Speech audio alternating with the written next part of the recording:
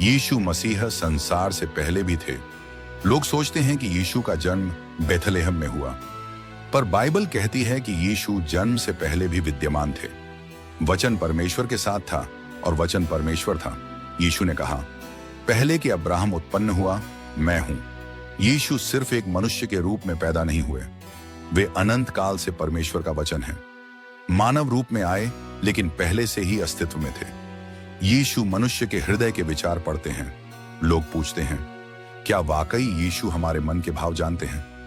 हाँ, यीशु ने उनके विचार जान लिए, क्योंकि वह जानता था कि मनुष्य के मन में क्या है। आपका दर्द, आपकी बात, आपकी हताशा, इवन आपके अनकहे आंसू, सबसे पहले यीशु देखते हैं। आपके बोलने से पहले वे जानते हैं कि आप क्या झेल रहे हैं। यीशु के नाम में ऐसी शक्ति क्यों है कि दुष्ट आत्माएं कांपती हैं? यह प्रश्न हर मनुष्य पूछता है। यीशु के नाम पर हर घुटना टेक देगा, स्वर्ग में, पृथ्वी पर और पाताल में।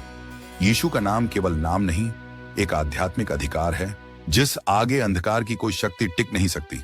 यीशु क्यों रोए थे? ईश्वर का दर्द मनुष्य हमेशा सोचता है। परमेश्वर क्यों रोए?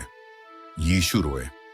यीशु के आंसू केवल लाजर के लिए नहीं थे, वे मानव जाति के दर्द को महसूस कर रहे थे। दुनिया का दुख देखकर उनके आंसू बह निकले। इससे पता चलता है कि ईश्वर सिर्फ न्याय नहीं करता, वह महसूस भी करता है। यीशु ने अपने भविष्य की हर घटना पहले ही बता दी थी। लोग चमत्कारों को जानते हैं, लेकिन यह नहीं जानते कि यीशु ने अपने जीवन का पूरा नक्शा पहले ही बताया था। उन्होंने बताया कि वे पकड़े जाएंगे, काटे जाएंगे, तीसरे दिन जी उठेंगे। उनका क्रूस केवल मौत नहीं था, एक योजना थी, एक किंतु गुप्त रहस्य, मृत्यु पर विजय। यीशु लौट कर आएंगे, लेकिन कैसे? यह मनुष्य का सबसे बड़ा प्रश्न है। जैसे बिजली पूर्व से चमक कर पश्चिम तक दिखाई देती है, वैसे ही मनुष्य के पुत्र का आगमन होगा। उनका दूसरा आगमन छुपकर नहीं होगा, बल्कि सब लोग एक साथ देखेंगे, एक वैश्विक स्वर्गीय प्रकाश से। आपके जीवन की पुकार यीशु को जन्म से पहले ही पता थी। यह एक गहरा आध्यात्मिक सत्य है। मैंने गर्भ में रचने से पहले तुझे जान लिया। आपका जीवन कोई दुर्घटना नहीं, कोई संयोग नहीं, बल्कि एक ईश्वरीय उद्देश्य लेकर आया है। यीशु के स्पर्श में केवल चंगाई नहीं, नई सृष्टि की शक्ति थी। लोग चंगाई को चमत्कार मानते हैं, लेकिन बाइबल कहती है कि उनके स्पर्श में सृष्टि बदलने की शक्ति थी। जो मसीह में है वह नई सृष्टि है। उनका छूना शरीर नहीं, आत्मा को नया बनाता है।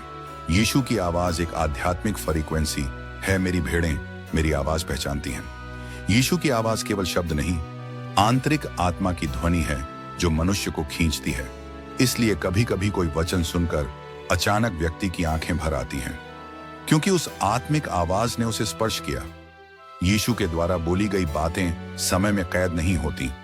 उनके शब्द 2000 साल पहले बोले गए, फिर भी आज भी जीवन बदलते हैं।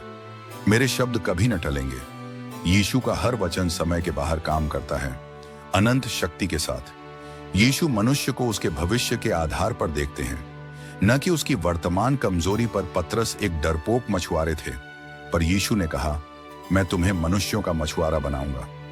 वे व्यक्ति को उसकी असली नियति के अनुसार देखते हैं, न कि उसकी कमजोरी, पाप या अतीत के अनुसार। क्रूस केवल बलिदान नहीं, स्वर्गीय न्याय की पूर्ति थी। लोग क्रूस को प्रेम समझते हैं, लेकिन एक और रहस्य है, हमारे अपराधों के कारण वे घायल हुए। इतिहास ये नहीं समझ पाया कि एक साधारण बढ़ई का बेटा कैसे दुनिया की सबसे शक्तिशाली आवाज बन गया।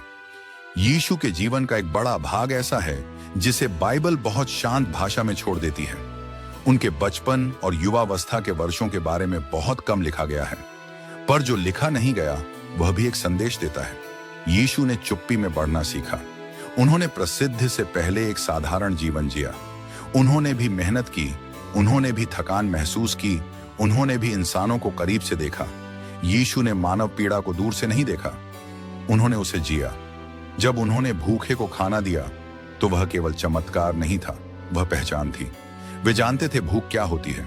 जब उन्होंने रोते हुए को चुप कराया तो वह केवल दया नहीं थी, वह समझ थी। वे जानते थे टूटना क्या होता है। यीशु की बातें सरल थीं, लेकिन उनका असर गहरा था। अपने शत्रुओं से प्रेम करो, इतिहास में यह वाक्य आज भी सबसे कठिन है। यीशु ने कभी नफरत से नफरत नहीं की। उन्होंने अंधकार को अंधकार से नहीं हराया, उन्होंने प्रकाश से हराया।